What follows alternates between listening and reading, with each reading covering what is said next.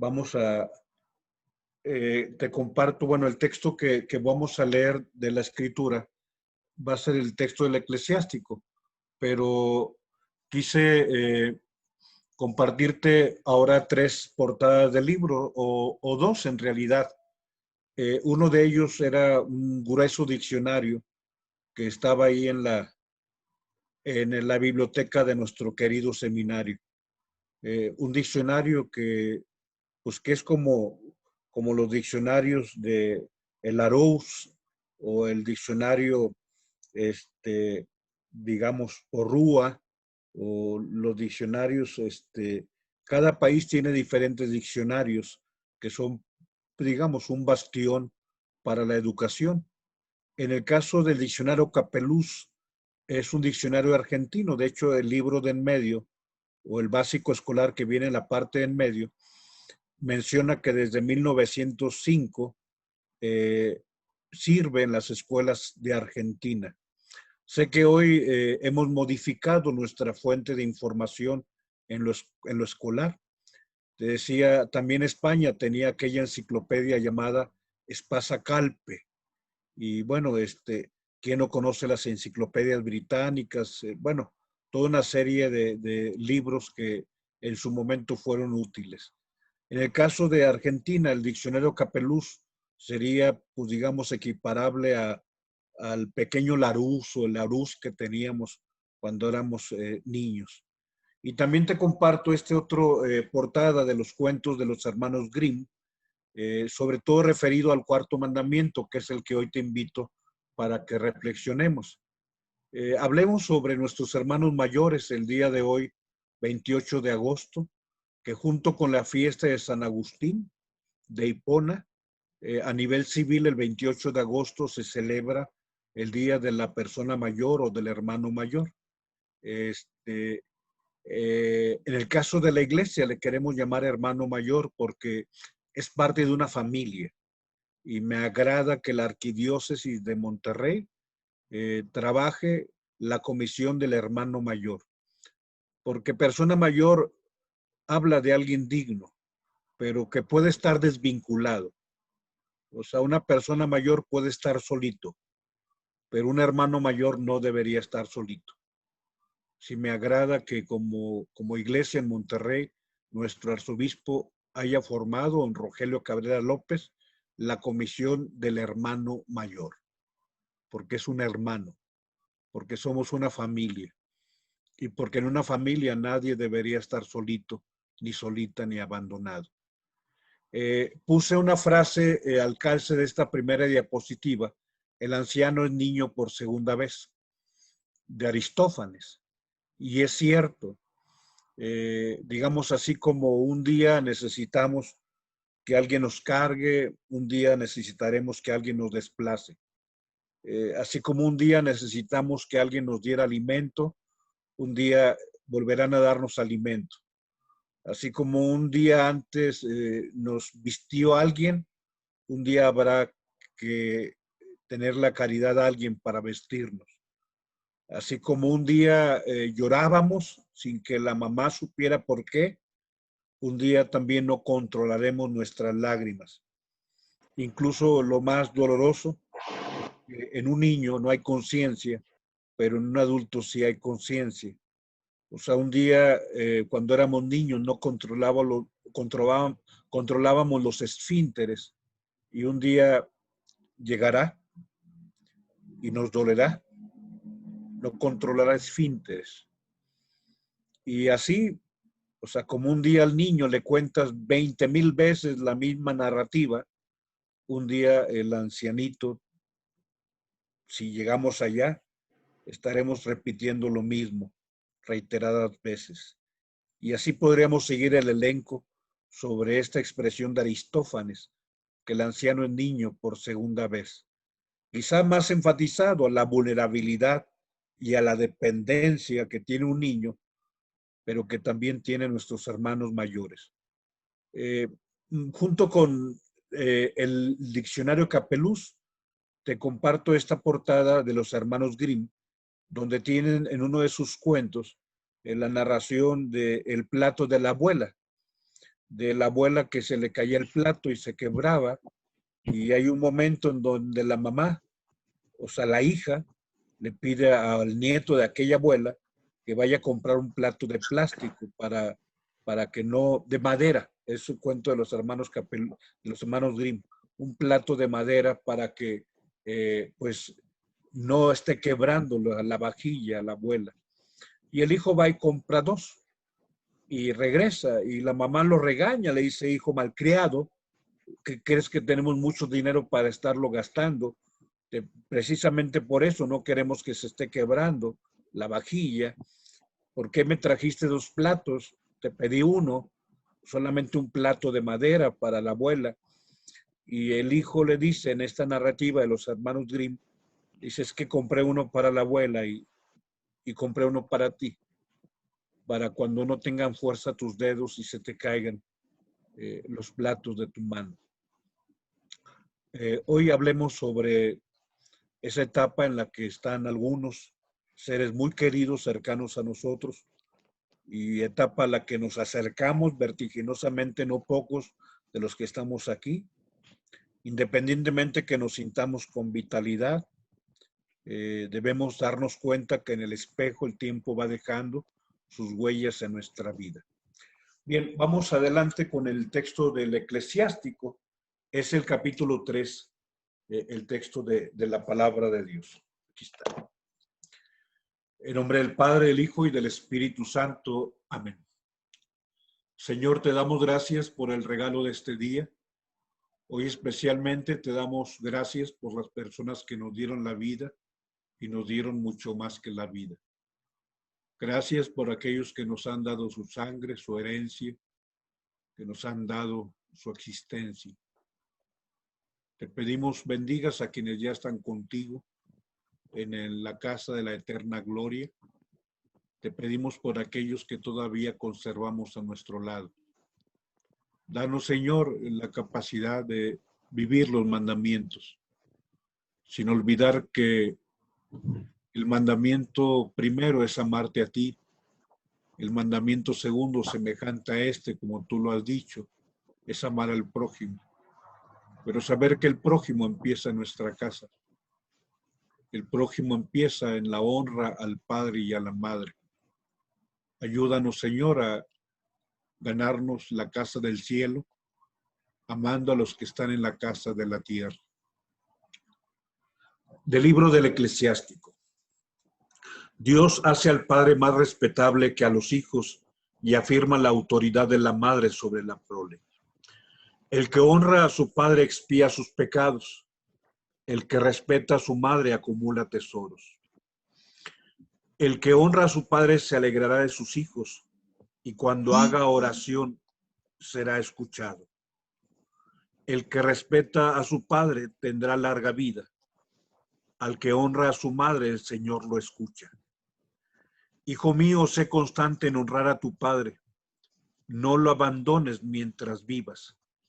Aunque choche, ten paciencia con él y no lo menosprecies por estar tú en pleno vigor. El bien hecho al padre no quedará en el olvido y será tenido en cuenta para pagar tus pecados. Palabra de Dios. Te alabamos, Señor. Muy bien, me agrada este texto del Eclesiástico. Me agrada sobre todo cuando la liturgia es de la familia. Este texto, de hecho, viene el domingo posterior a la Navidad, que es la fiesta de la Sagrada Familia. Obviamente, cuando no cae el día 1 de enero en domingo, cuando sucede esto, porque el 25 cayó en domingo y el día 1 cayó en domingo, se celebra el viernes que está entre el día 25 y el día 1 de enero. Entonces, el Día de la Sagrada Familia, ese texto es el que se nos propone, precisamente hablando de esa familia que Dios quiso santificar, porque Dios quiso asumir una familia entre nosotros. Me agrada el texto, el que honra a su padre expía sus pecados. Ojalá que lo tomáramos en cuenta. eh, porque varias veces refiere de que al final, si te fijas, se tomará en cuenta o será tenido en cuenta para pagar tus pecados. O sea, lo que hacemos a favor de nuestros papás tiene labor o tiene acción de perdón, de expiación, de reconciliación con Dios. En la letra morada me agrada esa expresión: el que respeta a su padre tendrá larga vida. El que honra a su madre, el Señor lo escucha. Y en la letra azul, quizá habla del deterioro. O sea, de pronto las personas ya no tenemos, digamos, la misma dicción que antes teníamos, por razones muy simples. Se va modificando nuestra dentadura y eso hace que ya no pronunciemos adecuadamente esas consonantes dentales, labiales, labiodentales. Sé que me estoy metiendo en algunas cuestiones de gramática, pero hay consonantes que son labiales, se pronuncian con los labios y esas de pronto ya no puedo yo pronunciarlas. Y los dentales, o sea, se pronuncian con los dientes y hay otras que se pronuncian que son labiodentales, o sea, labios y dientes nos ayudan a pronunciar las consonantes. Y un día, digamos, nuestra dicción arrastra la C y la H, y te lo comento porque este texto del Eclesiástico 3, que se lee en la fiesta de la Sagrada Familia, también ese día se lee el Salmo 127 en esa fiesta de la Sagrada Familia. Quisiera comentártelo, no en plan de risa, y espero me comprendas, porque no se trata de ridiculizar, para allá vamos, o ya estamos ahí, sin duda. Pero me acuerdo de uno de mis 30 años de sacerdote, que en una celebración de la Sagrada Familia precisamente leía la primera lectura donde dice, hijo mío, sé constante en honrar a tu padre, no lo abandones mientras vivas. Y en la letra azul dice, aunque choché, ten paciencia con él y no lo menosprecies por estar tú en pleno vigor. Y recuerdo que después de esa primera lectura que leyó una joven, se acerca una persona de edad avanzada y lee el Salmo responsorial. Y te lo comento como anecdótico, reitero, no como una forma de reírnos. Aunque te pueda esbozar una sonrisa en tus labios, espero me comprendas. Porque el Salmo 127, la persona que pasó a leer, te digo, de edad avanzada, empezó con el Salmo. Y el Salmo dice, dichoso el que teme al Señor. Y la persona mayor dice, dichoso el que teme al Señor. Sí, como a ti quizá un poco se te esboza una sonrisa. El problema fue que en aquella celebración algunas personas empezaron a reírse cuando aquella persona de la edad mayor decía, dichoso el que teme al Señor, dichoso el que teme al Señor y sigue sus caminos, su mujer como vid fecunda en medio de su casa, sus hijos como remedio de olivo alrededor de su mesa. Esta es la bendición del hombre que teme al Señor, que el Señor te bendiga desde Sion. Y leía el Salmo 127, pero diciendo, dichoso el que teme al Señor. Yo me acuerdo que cuando lo escuchaba y veía las risas de algunas personas, yo le dije, pues el Señor no se tardó en darnos la oportunidad para que respetemos a las personas que de pronto pierden su dicción, como un servidor y como los que estamos aquí, que no tenemos problemas para fonetizar, un día tendremos problemas para hacerlo. Te digo, más pronto que nunca, después de este texto del Eclesiástico, en la misma liturgia de la Sagrada Familia, lo puedes buscar, el Salmo responsorial es el Salmo 127. Hablemos sobre nuestros hermanos mayores, adelante, porque hoy quiero recuperar cómo este cuarto mandamiento, que es donde empieza el prójimo, tiene una relación muy cercana para con nuestra familia. El texto del mandamiento, o sea, el capítulo 20 es el del Decálogo, del Éxodo, y el capítulo 5 también del Deuteronomio es el Decálogo. Eh, digamos, lo conocemos. Éxodo 20, honra a tu padre y a tu madre para que tus días se alarguen en la tierra que el Señor, tu Dios, te da. Deuteronomio, honra a tu padre y a tu madre como el Señor, tu Dios, te ha mandado, para que sean prolongados tus días, para que te vaya bien sobre la tierra que el Señor, tu Dios, te da. Y sobre todo, enfatizo en color azul el texto de la carta a los Efesios, porque refiere precisamente este mandamiento, que es el único de los 10 mandamientos que encierra una promesa. Dice Efesios, honra a tu padre y a tu madre, que es el primer mandamiento con promesa para que te vaya bien y veas y seas de larga vida sobre la tierra, que Dios el Señor te va a dar. Efesios menciona que ni siquiera el primer mandamiento, que es el amar a Dios sobre todas las cosas, ni el segundo, no tomar el nombre de Dios en vano, tercero, santificar las fiestas, sino el cuarto mandamiento, y el quinto, ni el sexto, ni el séptimo, ni el octavo, ni el noveno, ni el décimo, sino el cuarto encierra una promesa, ubicando que en el prójimo empieza nuestra propia casa.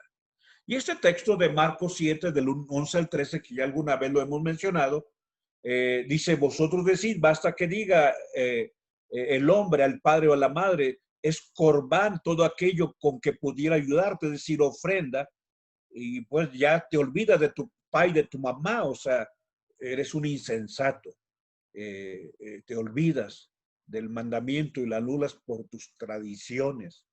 A esto se refieren las tradiciones. O sea, no que si vamos de peregrinación, no sé que si tú y yo hacemos una manda, no que si tú y yo tenemos alguna devoción al escapulario, o sea, o al Santo Rosario. No, no, no. O sea, cuando el Señor critica que olvidamos el mandamiento para aferrarnos a nuestras tradiciones, se refiere al olvido de los papás, donde uno no sé, de pronto se vuelve muy religioso, pero olvida que hay alguien en la casa que necesita de nosotros. Adelante, te compartí la fotografía del diccionario Capeluz por la siguiente razón, porque yo en lo personal le llamo virtud a la ancianidad. Es, digamos, una etapa virtuosa, y lo digo por dos razones. O sea, primero porque te decía en el Capeluz, que ya te presenté en la portada, un diccionario argentino, define la vejez como la cualidad de la ancianidad. Así, tal cual, me agrada. O sea, no habla de deterioro, no habla de involución, no habla de retrocesos, habla de cualidad. O sea, ¿qué es la vejez? Busca el Capeluz y dice, la vejez es la cualidad de la ancianidad. O sea, la ancianidad es un estado cualificado, es una visión positiva de algo que hoy en día tú y yo no valoramos.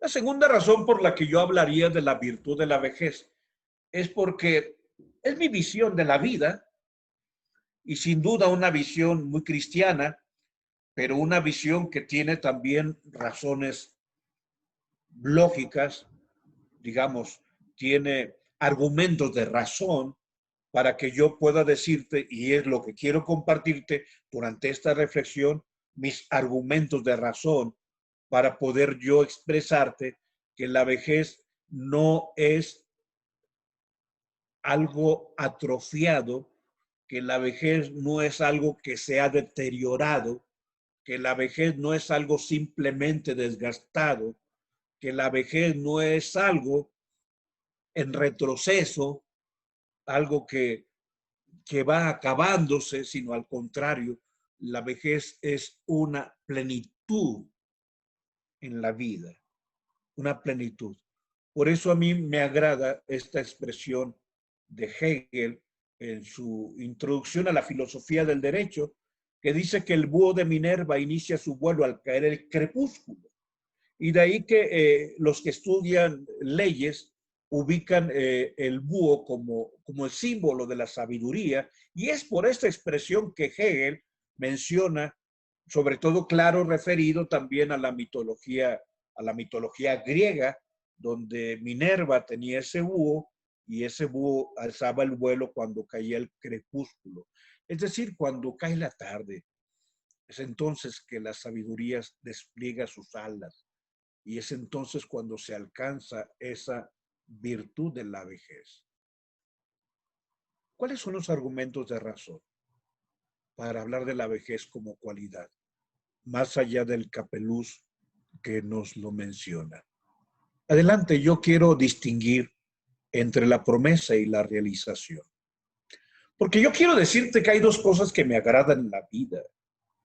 A mí me agrada contemplar cuando alguien emite conscientemente sus promesas. Y yo mismo un día emití promesas, como un día tú en conciencia, en libertad y con una gran voluntad emitiste promesas.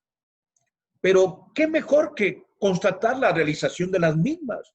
Aquí están Sergio y Ceci, y no porque ellos estén, pero lo mismo cualquiera de mis hermanos, de mis amigos pues que Dios les ha mantenido en su matrimonio. Y hago mi paréntesis, sin ningún tipo de juicio o prejuicio sobre alguien que a veces padeció, porque, porque no pocas veces lo que es la separación o ruptura familiar, esa pesadilla nunca la deseó una persona, la padeció. Pero hoy hablo de alguien que tiene 25 años, que dice, aquí estamos y aquí estaremos. Y esta es la virtud del tiempo y la virtud de los años que van sumándose. Que sin duda fue hermoso el día en que alguien emite promesas, pero es más bello el permanecer, el mantener el cumplimiento de la promesa.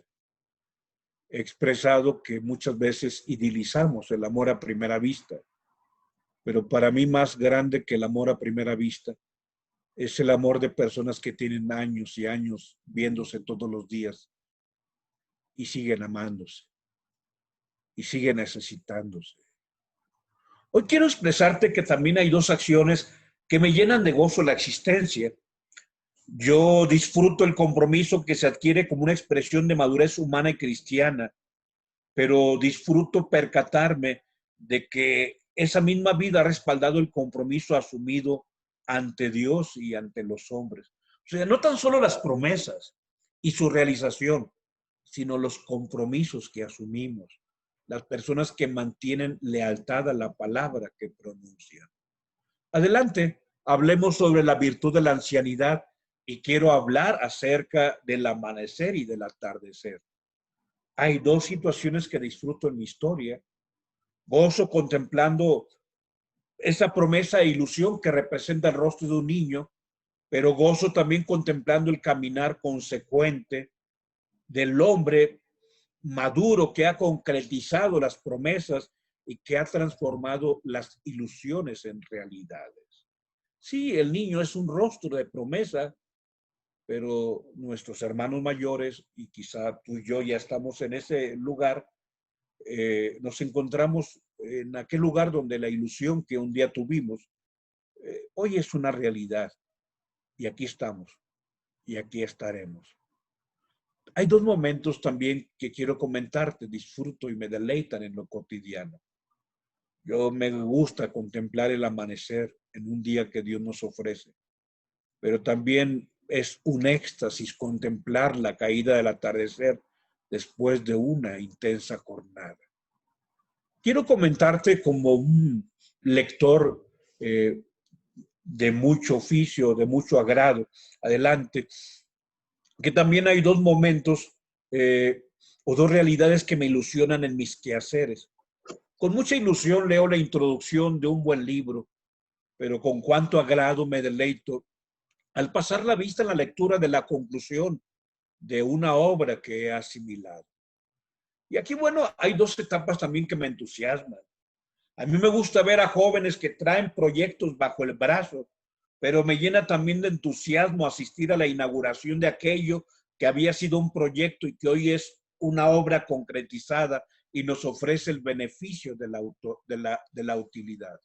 Adelante, hablando de la tercera edad, quiero decirte que hoy quisiera dejar a un lado los proyectos, los votos de compromiso, las solo promesas, las ilusiones, y dirijo mi pensamiento hacia la realización, la concreción de compromisos, el caminar conclusivo, hacia la belleza del atardecer, hacia la virtud que nos trae la lectura del epílogo en una obra que hemos disfrutado profundamente.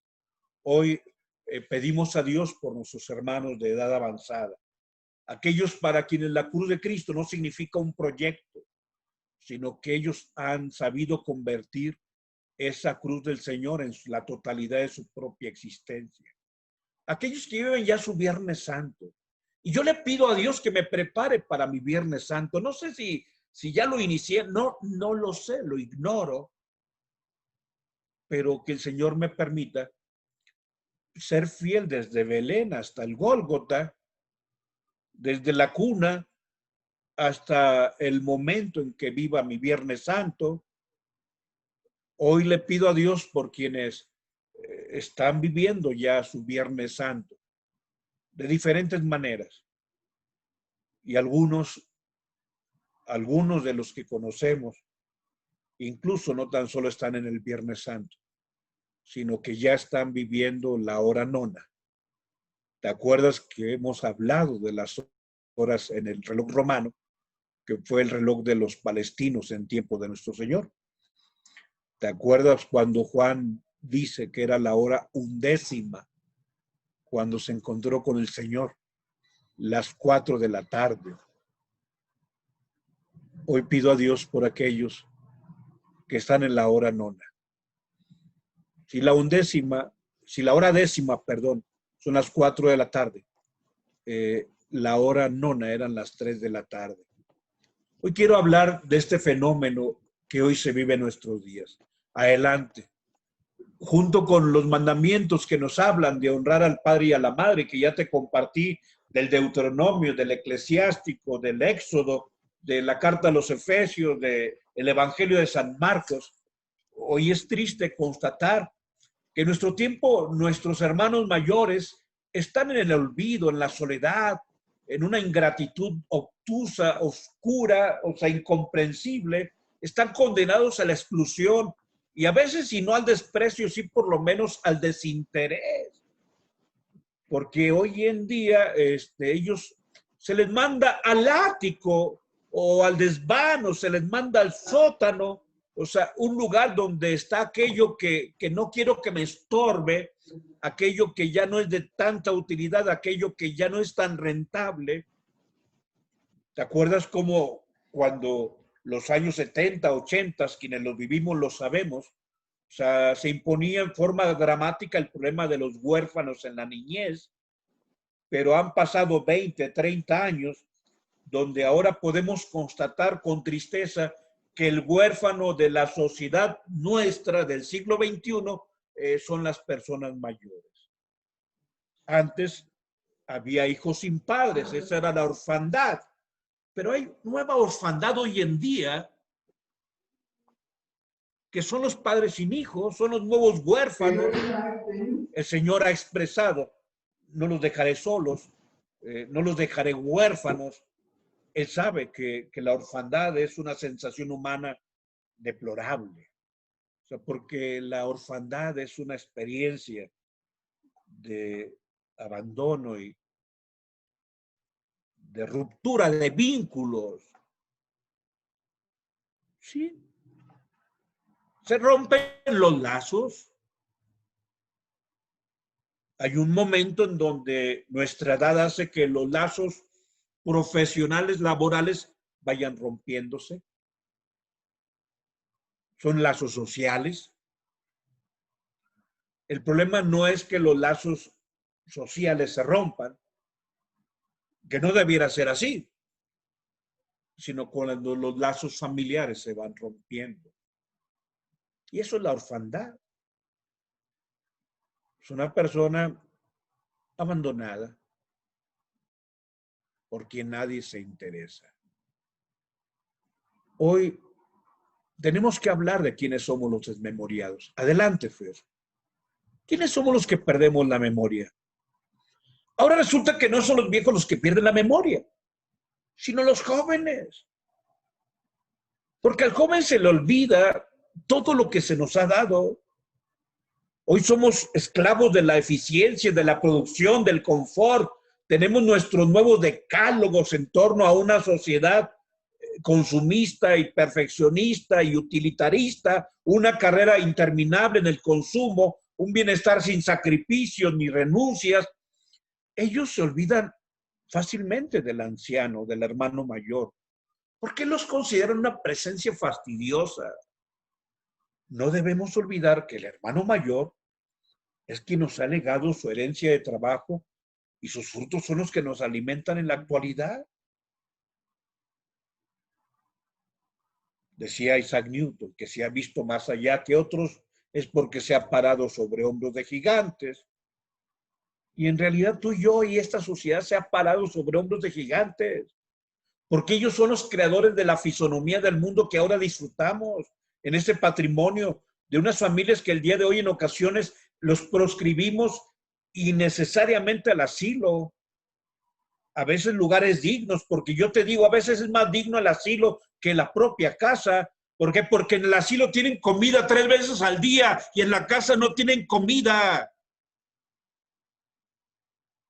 Porque en el asilo por lo menos va al médico una vez a la semana y en la casa nadie los lleva al médico. O sea, no digo que una cosa sea mejor que otra. El problema es nuestra injusticia. Recuerda que hacer algo por el papá no es una obra de caridad, sino de justicia. Alimentar a quien me alimentó no es caridad, es justicia. Vestir a quien me vistió no es caridad, sino justicia. Desvelarme por quien se desveló por mí no es ninguna caridad, sino una justicia.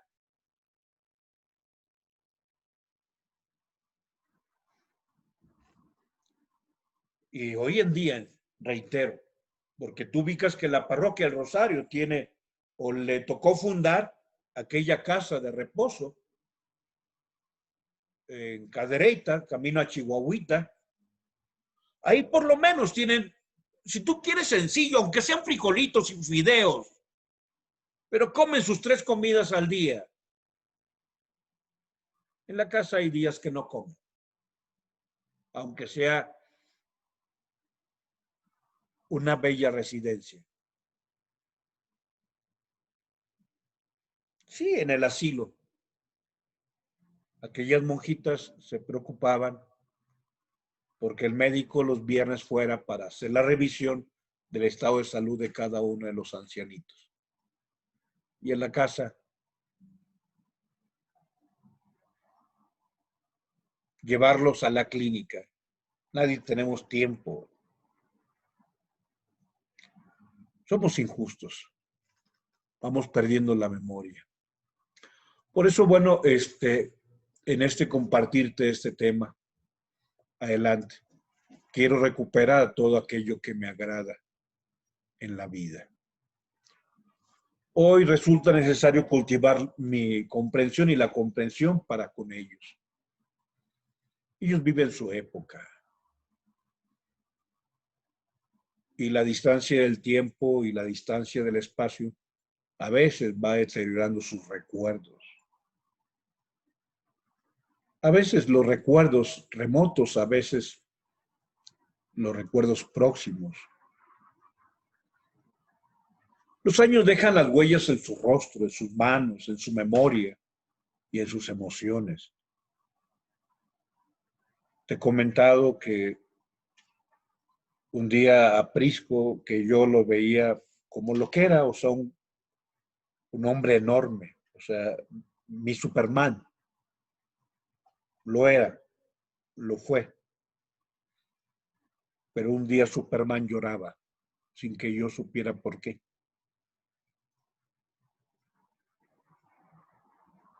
Un día aquel hombre fuerte, fornido,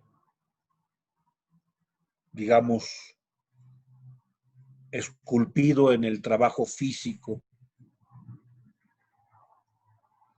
que podía cargar un niño con una mano y otro con la otra. Un día lloraba,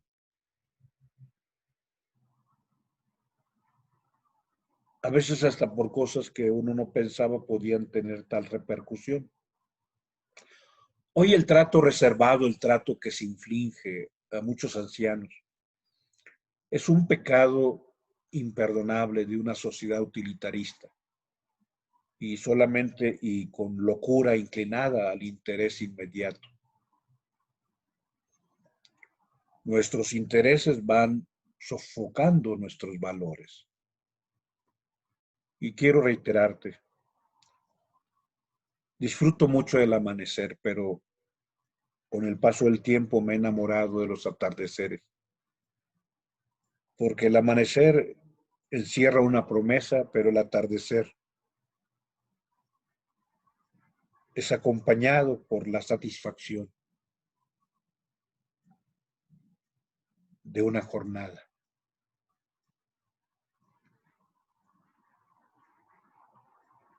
El amanecer es un regalo de Dios como posibilidad. En el atardecer yo me acerco a Dios para darle mi regalo de mi vida y de mi historia. En el atardecer me presento ante Dios no con las manos vacías, sino con las manos llenas de frutos. En nombre del Padre, del Hijo y del Espíritu Santo. Amén.